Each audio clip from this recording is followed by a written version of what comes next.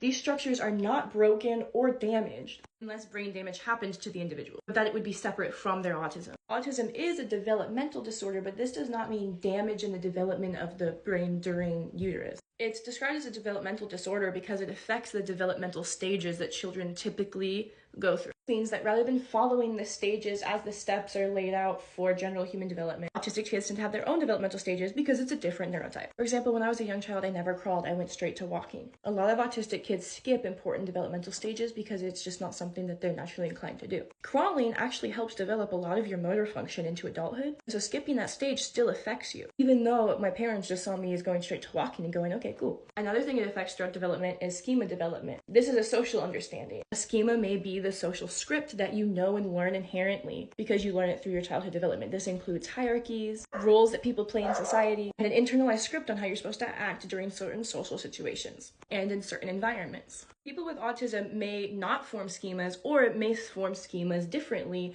than allistic people. Allistic people may inherently learn that they're supposed to behave a certain way towards, for example, their teacher than their peer. But an autistic person might not inherently learn that schema, so they don't develop those social hierarchies internally. There's various different ways in which the brain can be affected, especially with sensory. A lot of times when we're relaxing, the center little part of our brain doesn't put on headphones. So we can't necessarily focus on what we're doing in the moment because we can still hear everything happening all around us. Like if you're at a restaurant and you're sitting at a table, it's hard to hear the person across from you because you could hear the people in the kitchen and every other conversation at every other table. Whereas an allistic brain puts on little headphones so it can focus in the moment on what it's trying to focus on. Fun fact, autistic people have twice as many neurons as allistic people. If you've ever heard in childhood that your brain is a sponge, especially toddler age and then middle school age, it's because of the amount of neurons that you have. You're absorbing everything in your environment because your brain is aware of it. Then over time, you start to snip those synapses. And the brain starts to focus only on what's important. In a way, that's why we can't see our nose all the time, even though we are visually looking at it, the brain ignores it because it's not necessarily important impeding information.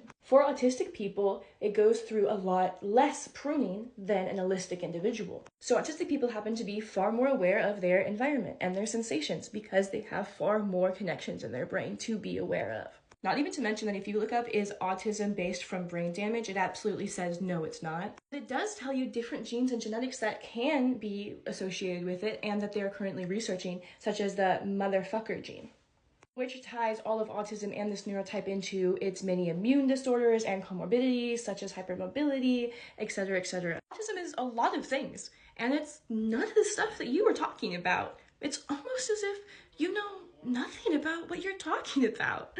I hope this helps. If you have any further questions, please feel free to ask in the comments because I have the answer, and it's important for me to educate people like you who